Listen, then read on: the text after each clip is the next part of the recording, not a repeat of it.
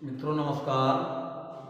देखिएगा, समास यानी हिंदी का जो अध्याय समास चल रहा है, समास में आप लोगों को इसके पहले जो वीडियो मिला था उसमें आप लोगों को बताया गया था कि समास किन किन शब्दों से मिलकर के बना है, समास के कितने भेद हैं, कितने अंग हैं और उसकी परिभाषा बताई गई थी। अब आप लोगों को क्रम से एक एक समास का वीडियो मिलता रहेगा।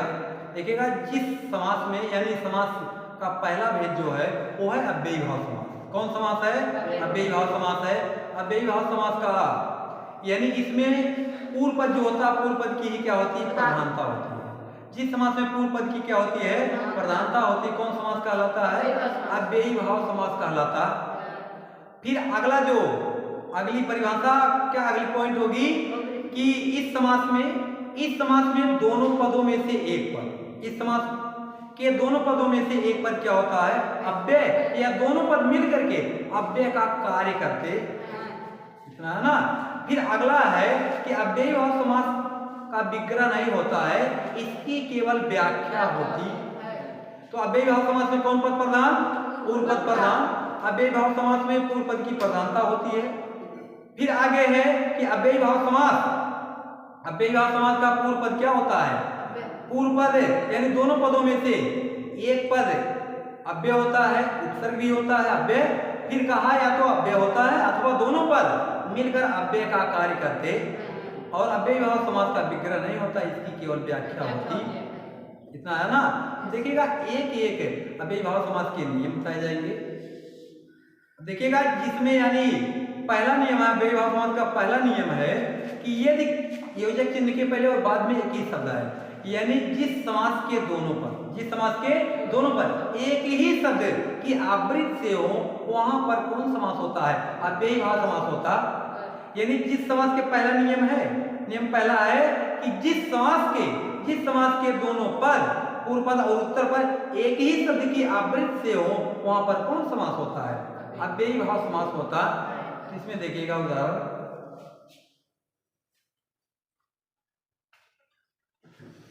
जैसे देखिएगा इसमें पहला नियम है, पहला नियम यही है कि यदि किसी समास के दोनों पद एक ही शब्द की क्या हो?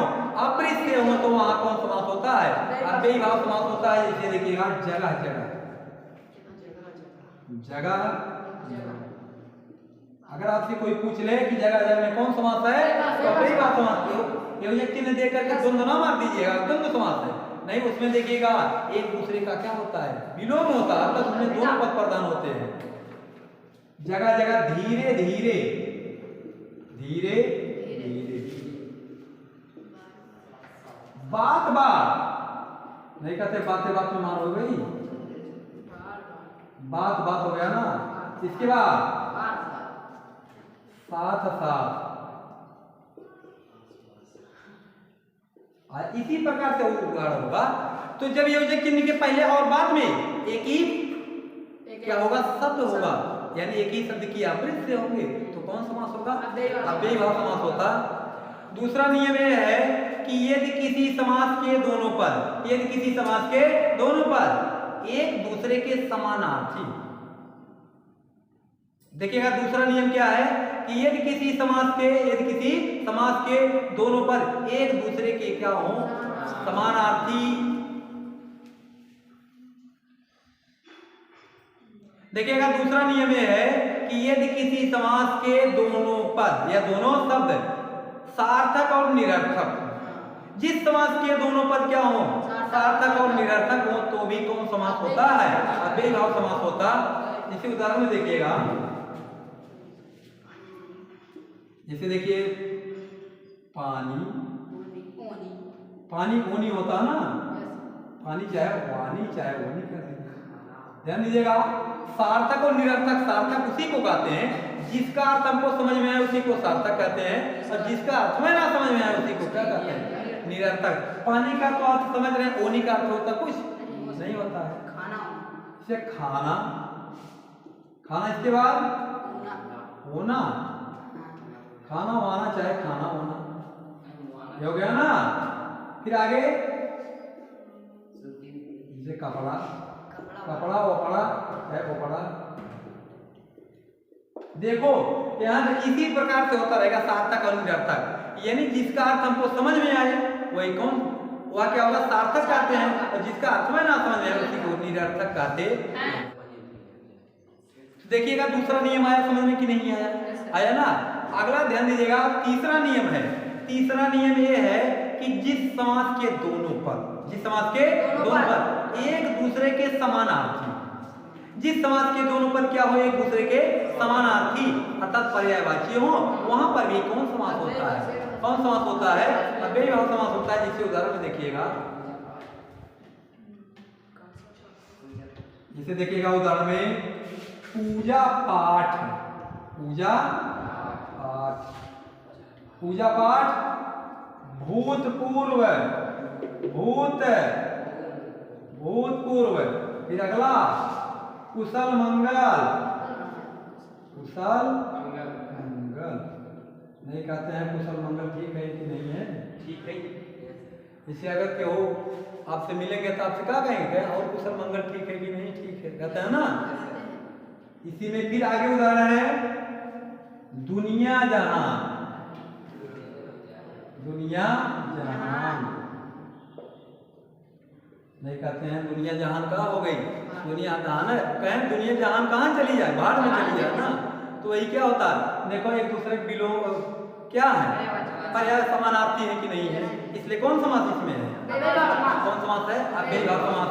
अगला नियम देखिएगा है कि यदि किसी समास का पहला पद संख्यावाची विशेषण हो, यदि किसी समास का पहला पद क्या हो संख्यावाची विशेषण हो, और दूसरा पद जो हो वह ऐसी व्यक्तिवाचक संज्ञा हो जो पूरे ब्रह्मांड में अकेले हो, तो वहां पर भी कौन समास होता है, अव्ययीभाव समास होता। जैसे देखिएगा उदाहरण में कहा जाए पंचगंगम, क्या कहा जाए, पंचगंगम, पंचगंगम, पंचगंगम में कौन समास है, द्विजयमुना, चाहे द्विजयमुनम, कौन समास है।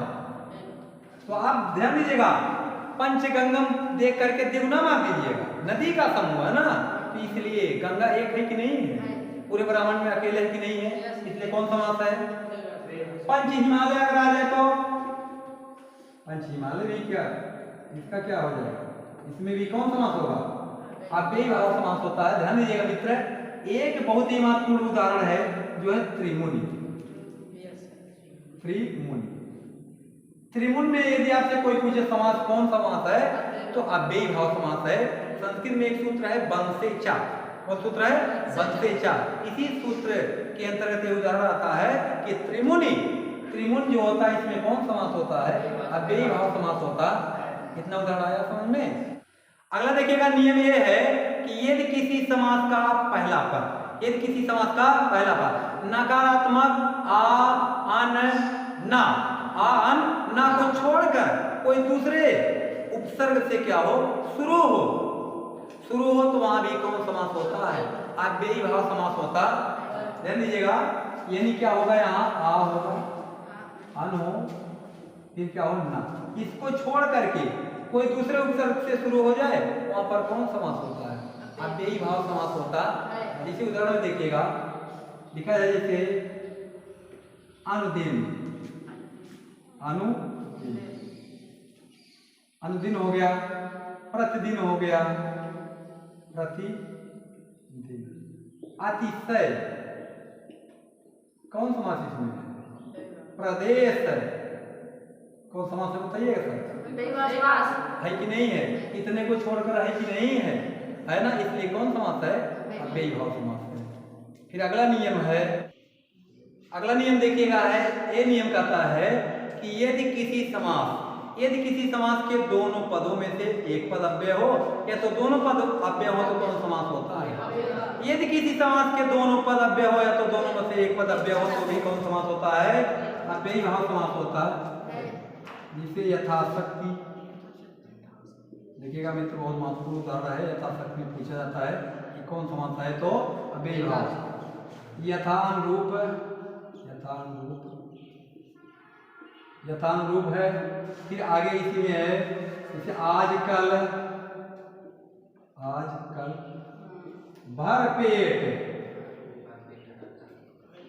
भरपेट माने पेट भर कर। कौन समास इसमें है? अव्ययीभाव समास। अव्ययीभाव समास है। फिर अगला देखिएगा नियम ये है, अगला नियम अव्ययीभाव समास में यह है कि ये जिस समास के दोनों पद, जिस समास के दोनों पद कहा अव्यय हो, जिस समास के दोनों पद अव्यय हो और दोनों पदों के बीच में ना हो तो भी कौन समास होता है? अव्ययीभाव समास होता है। जैसे उदाहरण में कभी, कभी ना कभी, कभी ना कभी। इसे देखिएगा, अगर आप किसी को कुछ कह दिए वो क्या कहेगा? जैसे आप किसी को मार देता वो बाद में क्या कहेगा आपसे?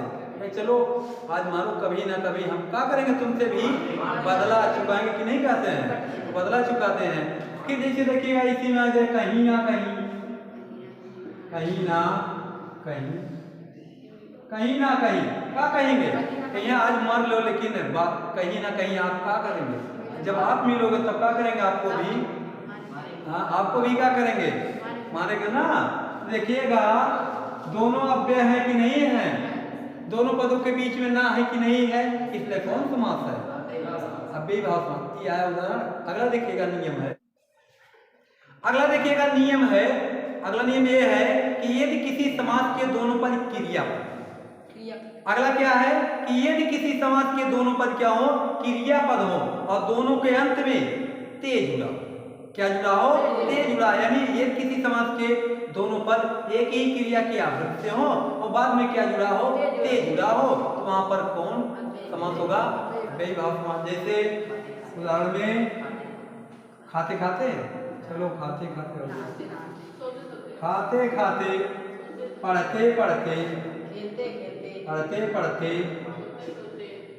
सोते सोते, अच्छा सोते सोते, रोते रोते, रोते। देखिएगा एक एक क्रियापद से है कि नहीं है, अंत में ते जुड़ा है कि नहीं जुड़ा है, इसलिए कौन समास है? अव्ययीभाव समास। फिर अगला देखिएगा नियम है, अगला देखिएगा नियम है कि यदि किसी समास का पहला पद क्रियापद हो, अगला नियम क्या है कि यदि किसी समास का पहला पद क्या हो? क्रियापद हो और बाद वाले पद में, यानी जो बाद वाला पद हो उसमें पूर्वकालिक कृदंत कर जुड़ा हो तो भी कौन समास होता है? अव्ययीभाव समास होता है। जैसे देखिएगा अगला नियम ये है कि यदि किसी समास का पहला पद क्या हो? क्रियापद हो और बाद वाले पद में पूर्वकालिक कृदंत क्या जुड़ा हो? कर, तो कौन समास होता है? जैसे पढ़कर, पढ़कर, खाकर, खाकर, लिखकर,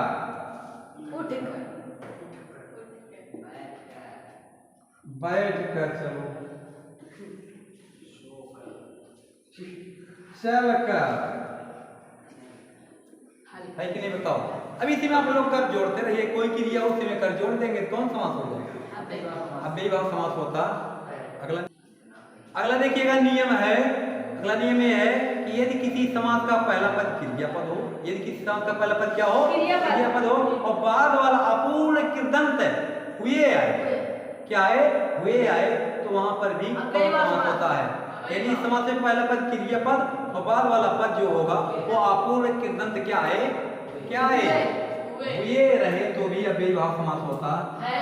इसे देखिएगा पढ़ते हुए, पढ़ते, ये खाते हुए, खाते हुए, आगे लिखते हुए, लिखते, जाते हुए, जाते हुए, नहाते हुए, सोते हुए, चाहे जो उदाहरण कर दीजिए, हुए से जुड़ा कि नहीं जुड़ा, इसलिए कौन समास है? अव्ययीभाव समास है। अगला नियम देखिएगा ये है कि यदि किसी समास के दोनों पद, यदि किसी समास के दोनों पद ध्वनि सूचक हो, अनुकरण अर्थात ध्वन्यात्मक चाहे ध्वनि सूचक कहिए, ध्वनि सूचक शब्द होंगे तो भी कौन समास होगा? अव्ययीभाव समास होता। जैसे जैसे देखिएगा उदाहरण में सरासर, नहीं कहिए सरासर झूठ बोलत हो, क्या कहेंगे? तू सरासर क्या बोलत हो? झूठ बोलत हो। खटा खट, खटा खट, चटाचट, चटाचट। इसी प्रकार से आप लोग उदाहरण बनाते रहिएगा। देखिएगा कौन समास है। अव्ययी भाव सबको समास, ये समास सबको समझ में आया कि नहीं आया? अव्ययी भाव समास किसे कहते हैं? जिस समास में पूर्व पद क्या हो? प्रधान हो, अव्यय भी हो, उपसर्ग भी हो। कौन समास होता है? अव्ययी भाव समास होता है। अव्ययी भाव समास में फिर आगे क्या नियम बताया गया था? इस समास में दोनों पद क्या होते हैं? अव्यय होते हैं, या तो यानी दोनों पदों में से एक पद अव्यय हो या दोनों पद क्या होता है? अव्यय होता है। ये कौन समास होता है? अव्ययी भाव समास होता है। फिर देखिएगा इसी प्रकार से ये अव्ययी भाव समास क्या रहा? समाप्त रहा।